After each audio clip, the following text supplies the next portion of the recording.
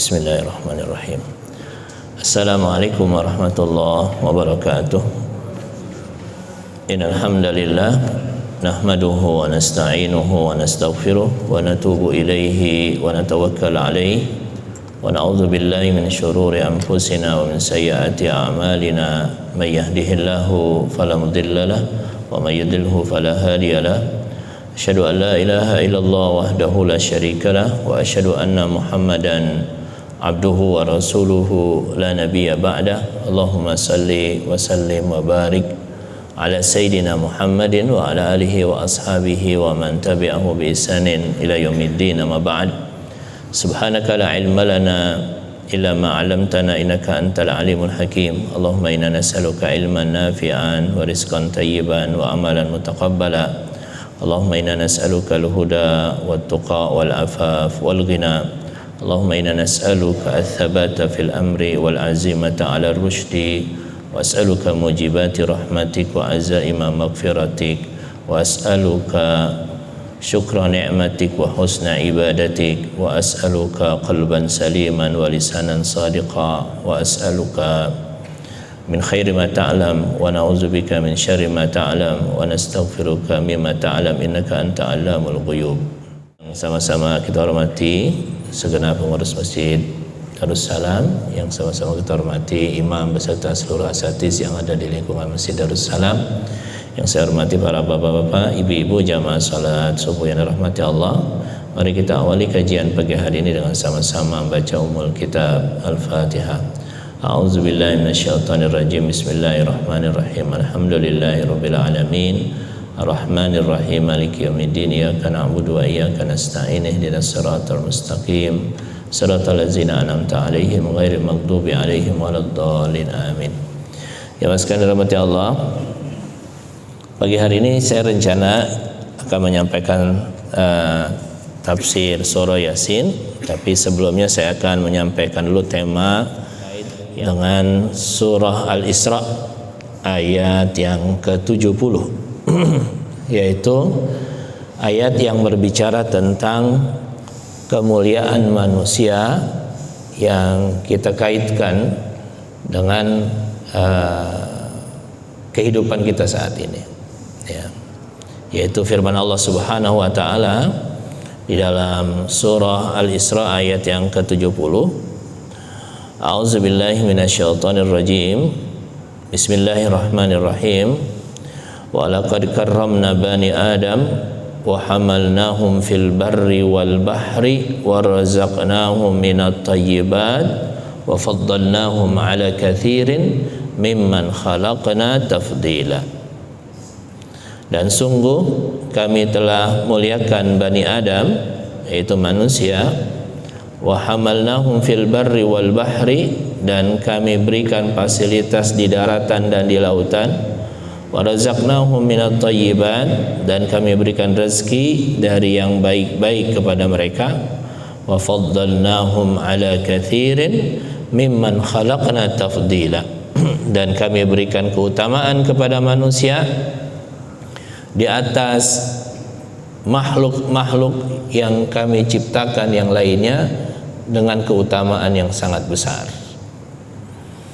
Jamaah sekalian dirahmati Allah, Al-Imam Abu Hayyan Al-Andalusi di dalam tafsirnya Tafsir Bahrul Muhit, beliau rahimahullah menafsirkan kalimat wa faddalnahum ala katsirin mimman khalaqna tafdila, dan kami berikan kepada manusia keutamaan di atas makhluk yang lain dengan keutamaan yang sangat banyak.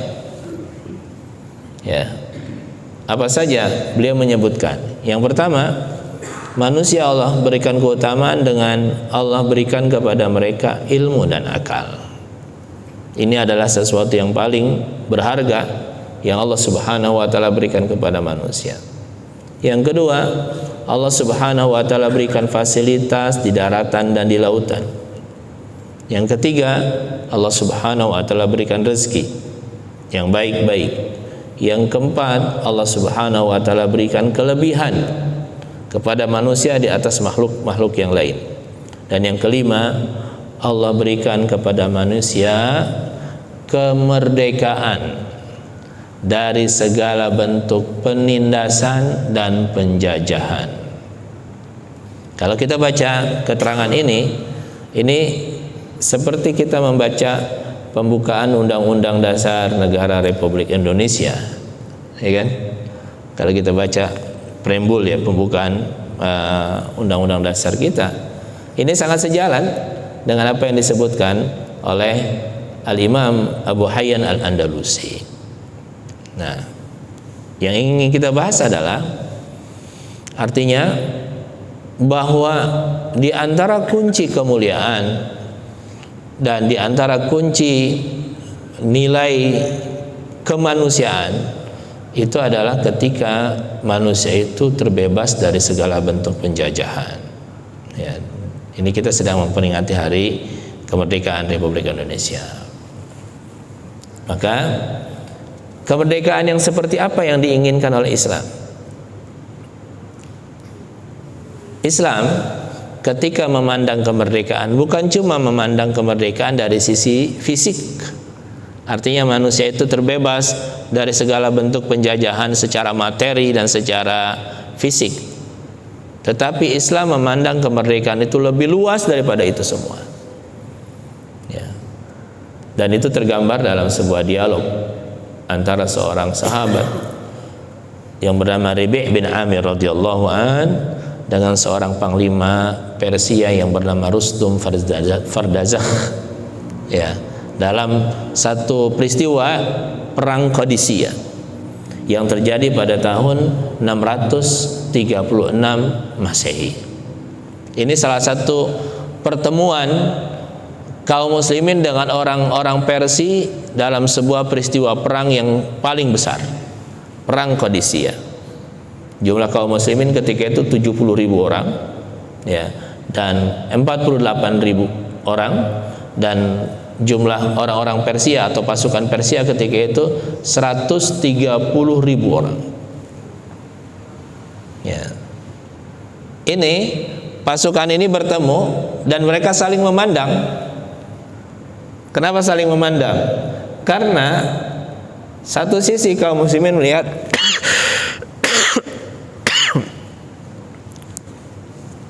pasukan Persia sangat banyak, tetapi satu sisi pasukan Persia juga melihat pasukan kaum muslimin ini adalah pasukan yang tidak pernah kalah dalam perang-perangnya, memiliki track record yang tidak pernah kalah, sehingga mereka sampai ke Persia. Ini kan dua kekuatan yang saling memandang gitu ya.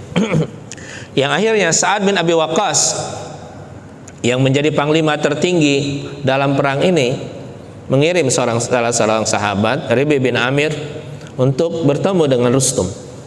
Rustum juga memanggil untuk mengutus orang yang bisa berjumpa dengan dia. Diutuslah Rabi' bin Amir oleh Sa'ad bin Abi Waqqas radhiyallahu anhu. Ya. Ketika sampai berjumpa dengan Rustum, ya, Rabi' bin Amir ditanya oleh Rustum, "Maja abikum?" Apa yang menjadi motivasi kalian datang kemari? Kalau kalian ingin datang mendapatkan makanan, kami akan berikan makanan kepada kalian. Pulanglah ke Jazirah Arabia. Kalau kalian datang ingin mendapatkan pakaian, kami akan berikan kepada kalian pakaian-pakaian yang bagus. Pulanglah ke Jazirah Arabia. Ya, artinya di sini Rustum merasa nggak mau juga perang dengan kaum muslimin, gitu ya. Kalau memang ada deal-deal yang bisa terjadi agar supaya ini tidak terjadi perang, gitu ya, kita buat deal aja. Ya. Tapi ketika itu Rabi' bin Amir radhiyallahu an menjawab dengan sebuah jawaban yang sangat luar biasa. Beliau berkata, "Laqad ibta'atsana Allahu linuharrir al-ibad min ibadatil ibad ila ibadati rabbil ibad. Linuharrir al-ibad min juril adyan ila adalatil Islam. Linuharrir al-ibad min diqid dunya ila sa'atid dunya wal akhirah." Wahai Rustum, kami datang bukan untuk mendapatkan makanan, kami datang bukan untuk mendapatkan pakaian, kami datang untuk memerdekakan manusia dari penyembahan sesama manusia kepada penyembahan Rabb manusia. Kami datang untuk memerdekakan manusia dari kezaliman sistem-sistem yang dibuat oleh manusia menuju kepada keadilan Islam. Kami datang untuk memerdekakan manusia dari kesempitan dunia menuju kepada kelapangan dunia dan akhirat. Ya mas sekalian, kalimat yang diucapkan oleh Rabi' bin Amir ini menjadi sebuah catatan sejarah yang paling berharga dalam pembentukan kemuliaan peradaban manusia. Ya, sebelum orang-orang bicara tentang kemuliaan peradaban, ini kaum muslimin sudah berbicara jauh tentang hal ini. Ya. Yang pertama adalah tentang membebaskan manusia dari penyembahan manusia kepada Rabb manusia. Inilah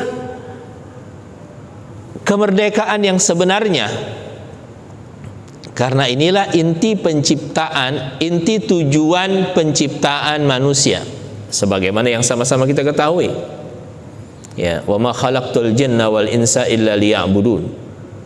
Aku tidak ciptakan jin dan manusia, kata Allah, kecuali untuk menyembah Allah Subhanahu wa ta'ala. Artinya siapapun dia dan apapun dia tidak boleh menjadi Tuhan untuk manusia yang lain. Ya. Dan kita kan setiap sholat kita ikrarkan kemerdekaan ini. Inna salati wa nusuki wa mahyaya wa mamati lillahi rabbil alamin. Ini kemerdekaan. Sesungguhnya salatku, ibadahku, hidupku dan matiku hanya untuk Allah, enggak untuk yang lain. Iyyaka na'budu wa iyyaka nasta'in. Hanya kepadamu ya Allah kami menyembah, dan hanya kepadamu ya Allah kami memohon pertolongan. Ini kemerdekaan. Artinya ketika seseorang itu menemukan Rabbnya dan hanya dialah tempat kita meminta, tempat kita memohon pertolongan, ya, sungguh kita mendapatkan kebahagiaan yang sangat luar biasa. Dan inilah yang menjadi inti ekspansi atau yang menjadi jiwa ekspansi Islam. Islam disebarkan ke seluruh dunia dalam rangka ini, ya, dalam rangka untuk membebaskan dan memerdekakan manusia agar mengenal Rabbnya. Seluruh pasukan Islam atau seluruh umat Islam yang menyebar ke dunia, yang pertama kali mereka sebarkan adalah ini. Ya, maka setiap ekspansi, setiap futuhat kaum muslimin di negara manapun, dimanapun di belahan dunia ini, bukan dalam rangka untuk menjajah, bukan dalam rangka untuk merampas kekayaan daerah-daerah tersebut, tapi dalam rangka untuk memerdekakan manusia agar mereka menyembah Allah Subhanahu wa ta'ala. Maka setiap kali Rasulullah mengutus utusan ke semua daerah, yang pertama kali mereka sampaikan adalah sembahlah Allah. Yang kedua, Rabi' bin Amir mengungkapkan tentang kemerdekaan dari sisi keadilan. Kami datang untuk memerdekakan manusia dari kezaliman sistem yang dibuat oleh manusia menuju kepada keadilan Islam. Ya, artinya nilai kemerdekaan satu bangsa itu terletak pada keadilan hukum yang ada pada negara tersebut. Dan Islam bukan cuma sekadar teori. Dalam perjalanan sejarah kaum muslimin dari zaman Rasul sallallahu alaihi wasallam sampai para khulafaur rasyidin, ini telah memberikan contoh kepada kita bagaimana penegakan keadilan itu menjadi satu nilai yang paling diperhatikan oleh para pemimpinnya. Ya, Rasulullah kan pernah mengatakan di dalam sebuah hadis, "Lau kanati Fatimatu bintu Muhammadin saraqat laqata'tu yadaha." Seandainya Fatimah putrinya Rasulullah, putrinya Muhammad itu mencuri, aku akan potong sendiri tangannya. Hadis ini Pak, ada seorang ulama saking hormatnya kepada Rasulullah itu tidak mau menyebutkan kalimat ini, tidak mau menyebutkan kalimat Fatimah, ya, karena saking hormatnya kepada Rasulullah SAW. Ya, lau kanat si fulana binti fulan sarakat laqata'tu yadaha. Saking menghormatinya Rasulullah SAW. Padahal ini keluar dari lisan Rasulullah sendiri, bukan dari orang lain. Ya. Satu saat ketika kaum muslimin itu membuka Mesir, ya, di zaman Umar bin Khattab radhiyallahu anhu, Mesir itu dibuka oleh seorang sahabat yang bernama Amr bin As. Ya, kalau Persia Sa'ad bin Abi Waqqas, kalau ke Mesir ada Amr bin As radhiyallahu anhu. Maka karena Mesir ini ditaklukkan oleh kaum muslimin melalui panglima besarnya Amr bin As, Amr bin As itu dijadikan sebagai gubernur. Ya, dijadikan sebagai gubernur oleh Umar bin Khattab radhiyallahu an. Tinggallah di sana dia memimpin Mesir. Di sini banyak sekali cerita tentang nilai-nilai keadilan. Salah satunya, salah satu putra daripada Amr bin As itu ikut dalam pacuan kuda. Ikut dalam pacuan kuda bersama dengan pemuda-pemuda Kipti. Pemuda-pemuda Kipti ini adalah pemuda-pemuda Nasrani. Ya, karena penduduk Mesir yang asli itu adalah Nasara yang kemudian masuk Islam. Dalam pacuan kuda itu, putra Amr bin As, yaitu putra gubernur Mesir, ikut dalam pacuan itu. Ketika salah satu pemuda Kipti yang Nasrani itu akan mengalahkan putra Amr bin As dalam pacuan kuda itu, putra Amr bin As itu mengambil cemeti, mengambil pecut yang seharusnya dipecut untuk kuda, itu dipecutkan ke pemuda Kipti. Dipukul supaya dia tidak bisa mengalahkan putranya Amr bin As. Yang akhirnya putra Amr bin As itu menang dalam pacuan kuda itu. Karena dia adalah seorang anak Kipti biasa yang dihadapi ini anaknya seorang gubernur, dia nggak berani untuk melawan. Maka dia pun pulang, kemudian diceritakan hal ini kepada ayahnya. Ketika itu sang ayah mengetahui kalau pimpinan tertinggi kaum muslimin yaitu Umar bin Khattab adalah seorang yang sangat adil. Dia berkata kepada anaknya, "Wahai anakku, mari kita pergi ke Madinah dan kita laporkan hal ini kepada Amirul Mukminin Umar bin Khattab radhiyallahu anhu." Ya, singkat cerita sampailah mereka dari Mesir ke Madinah. Kemudian menceritakan hal itu kepada Umar bin Khattab radhiyallahu anhu. Kemudian Umar menulis surat untuk dikirim oleh kurirnya ke Amr bin As agar supaya Amr bin As datang ke Madinah bersama dengan putranya.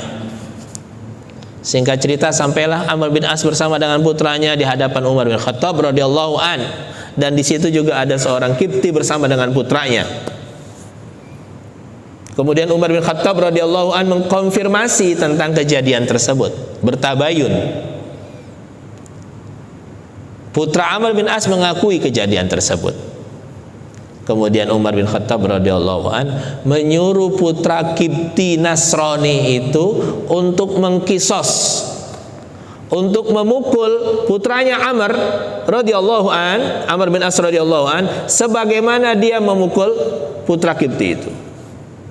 Dipukullah oleh putra Kipti itu kepada putranya Amr bin As.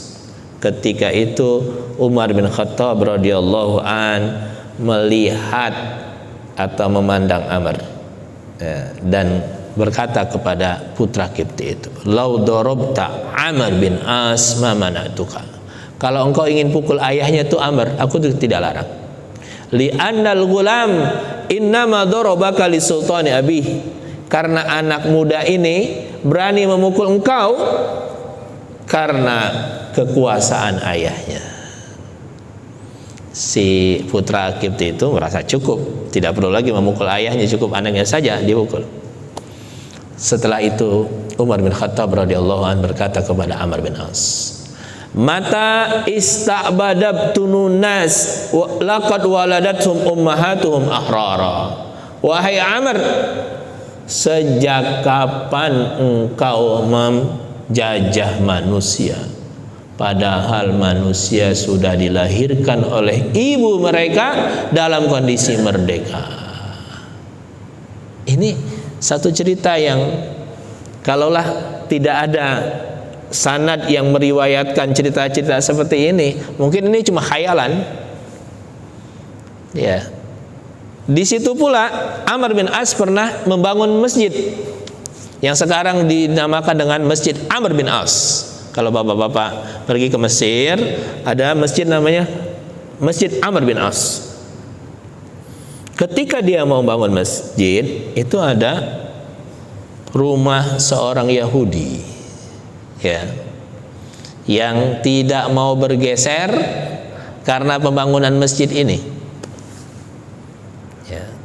Ini cerita lain yang dialami oleh Amr bin As, yang juga ditegur oleh Umar bin Khattab. Ya. Karena dia tidak mau bergeser, dibayarlah oleh Amr bin As dengan harga yang mahal. Enggak mau juga. Karena ini untuk pembangunan masjid, Amr bin As berpikir ini untuk kepentingan umum. Ini orang ngeyel banget, bahasa kitanya begitu. Disuruh baik-baik nggak mau dibayar besar juga nggak mau. Dirobohkan rumah itu sebagian, ya, dirobohkan, sebagian disisakan untuk dia tinggal. Betapa sedihnya orang Yahudi ini. Dia pun menceritakan hal ini kepada Umar. Bayangin Pak, dari Mesir ke Madinah kan jauh. Pergi dia ketemu dengan Umar radhiyallahu an, kemudian diceritakan hal itu, Umar marah besar. Yang dilakukan oleh Umar apa? Kalau tadi kepada Amr bin As terkait dengan anaknya cuma ngirim surat, kalau kepada orang Yahudi, kepada peristiwa ini, Umar cuma ngambil tulang, kemudian digaris sama dia. Tulang, kemudian digaris. Bilang kepada kurirnya, sampaikan ini kepada Amr bin As. Dikirim. Ketika melihat pesan Umar, ada tulang kemudian ada garis dengan pedang, Amr menggigil, ketakutan. Ya. Ini ancaman dari Umar. Tulang itu artinya kematian, pedang itu artinya dipenggal. Buru-buru dia datang ke Madinah. Ketika sampai ke Madinah, dia lihat orang yang rumahnya dirobohkan oleh dia. Umar pun marah-marah kepada dia. Kemudian Amr berkata, kembalikan rumah orang itu seperti semula. Ya. Pergilah Amr bin As. Orang Yahudi itu ketika rumahnya dibetulin, mau dibetulin, dia bilang tidaklah, cukuplah, kata orang Yahudi. Aku sudah melihat bagaimana keadilan Islam dan kemuliaan Islam. Asyhadu an la ilaha illallah wa asyhadu anna Muhammadar Rasulullah. Ini cerita, bukan cerita khayalan, gitu ya, bukan cerita khayalan. Kalaulah tidak ada sanad dalam Islam, ya, kita mungkin menganggap ini cuma cerita-cerita dongeng, khayalan masa lalu yang tidak pernah ada. Tapi ini sesuatu yang ada. Ya. Artinya apa jemaah sekalian? Salah satu bentuk kemerdekaan sebuah negara itu adalah kemerdekaan hukum. Ya. Ketika hukum ini tegak dengan baik, ya, maka negara itu akan tentram. Tidak pandang bulu siapapun yang melakukan pelanggaran hukum, dia harus ditegur dan diberikan hukuman atas pelanggaran yang dia lakukan. Yang ketiga, Rabi bin Amir berbicara dengan sesuatu yang lebih luas daripada itu lagi. Kami datang untuk memerdekakan manusia dari kesempitan dunia menuju ke lapangan dunia dan akhirat. Jemaah sekalian, menjadi manusia yang memiliki kelapangan jiwa ini adalah sesuatu yang diinginkan oleh Islam. Ya, Dan kelapangan yang paling utama dan pertama dalam kehidupan kita ini adalah kelapangan jiwa. Kenapa jemaah sekalian? Karena ini yang akan memberikan kebahagiaan yang hakiki kepada kita. Orang itu mencari segala sesuatu di dunia ini, yang mereka inginkan adalah kelapangan jiwa. Ujungnya adalah kelapangan jiwa. Dan Islam menceritakan kepada kita tentang kelapangan jiwa ini dalam banyak momen. Saya ingin ngambil satu momen yang ada di dalam surah Al-Kahfi, ketika Allah berbicara tentang Ashabul Kahfi. Ya, sebagaimana yang kita baca dalam surah Al-Kahfi di ayat yang ke-10, Allah berbicara, A'udzubillahi minasyaitonirrajim. Id awal fityatu ilal kahfi faqalu rabbana atina min ladunka rahmah wa hayyi lana min amrina rasyada. Dan ingatlah ketika pemuda-pemuda itu berlindung di dalam gua, lalu mereka berdoa, wahai Tuhan kami, berikanlah rahmat kepada kami dari sisimu, dan sempurnakanlah petunjuk yang lurus bagi kami dalam urusan kami. Ada seorang ulama mengomentari ayat ini. Gua menjadi tempat yang lebih luas dari angkasa raya ketika penduduknya atau ketika orang yang ada di dalamnya menyandarkan dirinya sepenuhnya kepada Allah. Gua yang begitu sangat sempit itu lebih luas daripada angkasa raya ketika yang ada di dalamnya menyandarkan semua dirinya kepada Allah. Tetapi angkasa raya menjadi sesuatu yang lebih sempit daripada gua ketika orang yang ada di dalamnya berpaling dari Allah.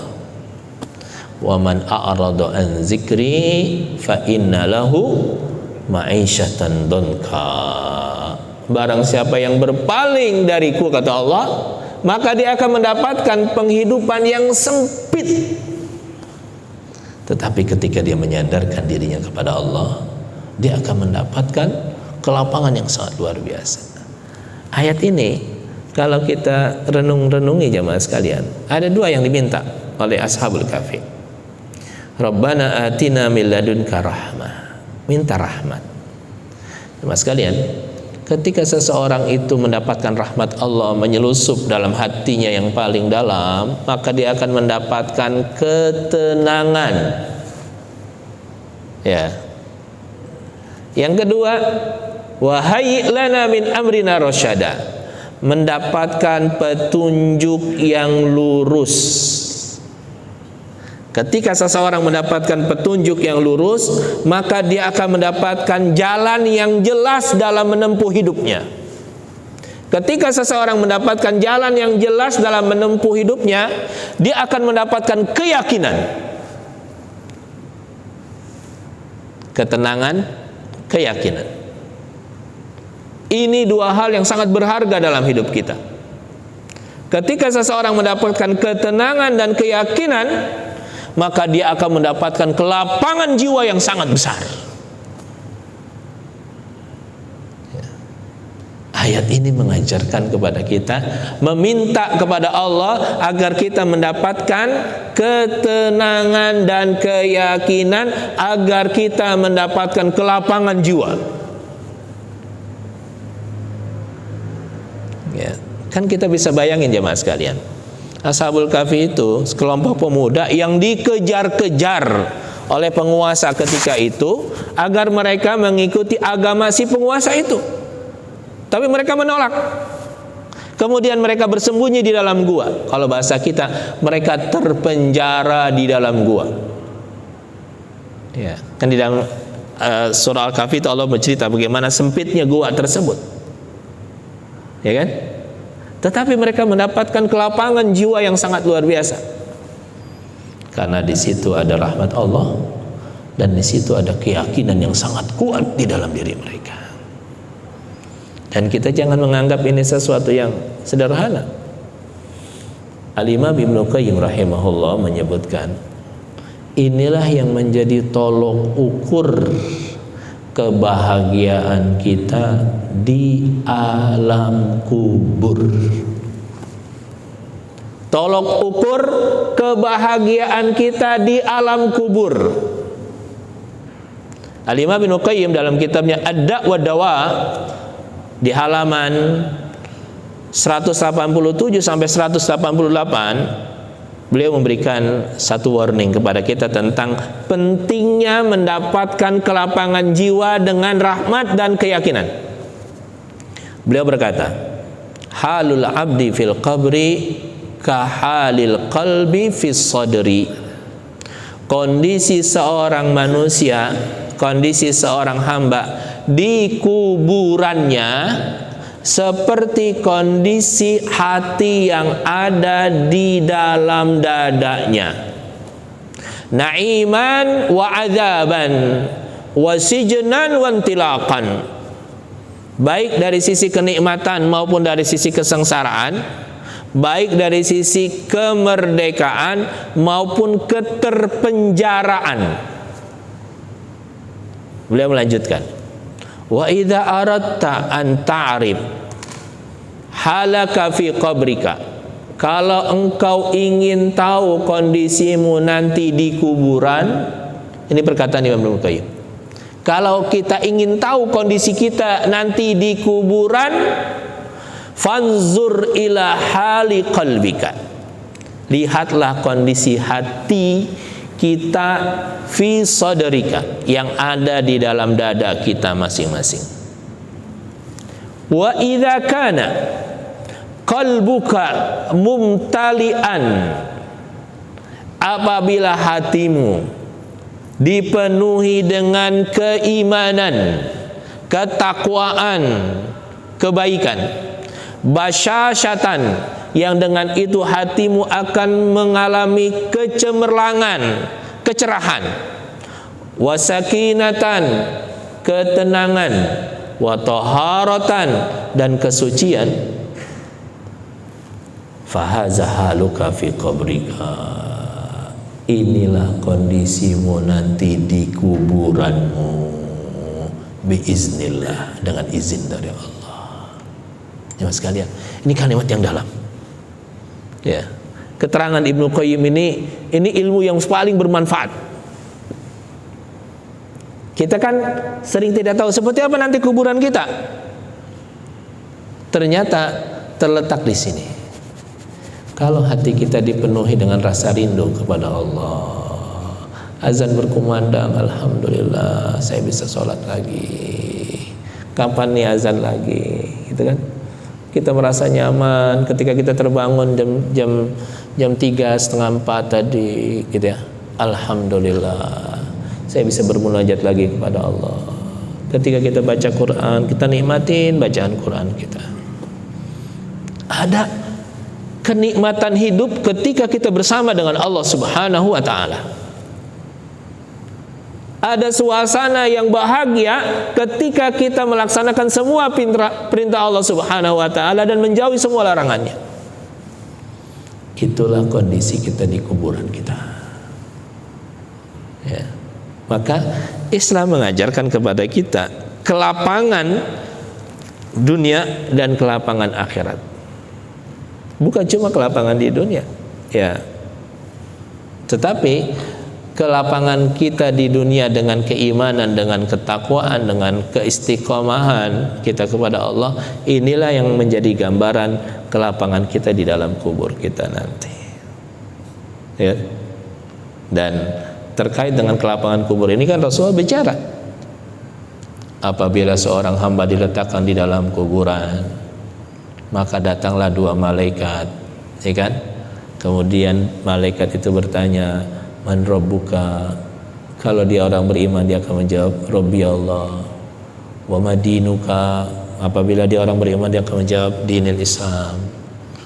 Wa man nabiyuka? Siapa nabimu? Kalau dia orang Islam, dia akan menjawab, Nabi Muhammad sallallahu alaihi wasallam. Ada pertanyaan yang keempat yang kita jarang kita baca. Wa ma adraka bidzalik, dari mana kamu tahu itu semua? Dari mana kamu tahu itu semua? qara'tu kitab Allah fa amantu bihi wa saddaqtu bihi. Aku membaca kitab Allah, kemudian aku mengimaninya, kemudian aku meyakininya. Artinya hamba ini berislam dan mempelajari Islam. Dia bukan cuma sekedar beragama Islam, tapi dia belajar tentang agama Islam. Qara'tu kitab Allah fa amantu bihi wa saddaqtu. Aku membaca kitab Allah, aku beriman, kemudian aku meyakini. Artinya kita ketika berislam ini harus sampai kepada tingkat keyakinan yang kuat. Dan ini yang akan menyelamatkan kita di dalam kubur. Kalau di dalam kehidupan sehari-hari kita memiliki keyakinan yang kuat tentang Allah Subhanahu wa taala dan kita tenang dengan semua segala ketentuan Allah Subhanahu wa taala, itu yang akan mengantarkan kita kepada kebahagiaan dalam kubur. Ketika kita bisa menjawab seperti itu, terdengar suara dari langit, an qad sadaqa abdi, sungguh telah benar apa yang dikatakan oleh hambaku. Fafrishuhu minal jannah, berikan dia permadani dari surga. Wa albisuhu minal jannah, berikan dia pakaian dari surga. Waftahu lahu baban minal jannah, bukakan untuk dia salah satu pintu daripada pintu-pintu surga. Ya, maka terbukalah kuburannya seluas dan sepanjang dia memandang. Kuburan yang kita lihat ukurannya cuma 1x2 meter itu secara zahir, ya kan? Secara materi, tetapi secara spiritual, secara rohani, nanti kuburan itu lebih luas daripada mata memandang. Kenapa? Karena di situ ada ketenangan dan di situ ada keyakinan. Dan semuanya kembali kepada saat kita ada di dunia. Kita punya ketenangan dan keyakinan gak bersama dengan Allah yang melahirkan kelapangan jiwa, ya. Dan itulah yang akan melahirkan kelapangan di alam kubur kita nanti. Inilah kemerdekaan hakiki yang diinginkan oleh Islam. Dan ini yang menjadi jiwa. Ya, setiap perjuangan para mujahidin, orang-orang yang berjuang di jalan Allah Subhanahu wa taala, para syuhada yang memerdekakan negara kita ini, mereka punya keyakinan seperti ini. Maka nyawa itu menjadi murah.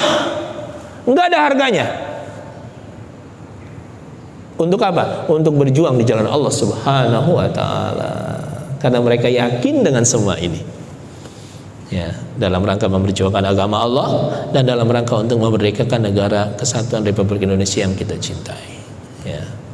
Ini spirit yang harus kita pahami secara dalam ketika kita bicara tentang kemerdekaan, sehingga kita bisa mensyukurinya dengan kesyukuran yang paling dalam kepada Allah Subhanahu wa taala atas nikmat kemerdekaan yang Allah Subhanahu wa taala berikan kepada kita.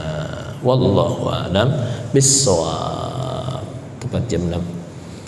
Demikian kajian kita pada pagi hari ini, renungan-renungan kita pada pagi hari ini. Mohon maaf apabila dalam penyampaian ada kalimat yang kurang berkenan. Insyaallah mulai pekan depan kita akan membahas tafsir surah Yasin, yang merupakan surah yang berbicara banyak terkait dengan basis keimanan, ya, inti-inti keimanan yang patut untuk kita yakini. Dan surah ini adalah surah yang sangat akrab dengan kita karena hampir setiap pekan minimal kita baca di malam Jumat, ya, agar supaya kita dalam bacaan-bacaan kita juga memiliki pemahaman. Insya Allah kita mulai akan bahas mulai pekan depan tafsir surah Yasin. Sebelum saya tutup, ada yang ingin diperdalam?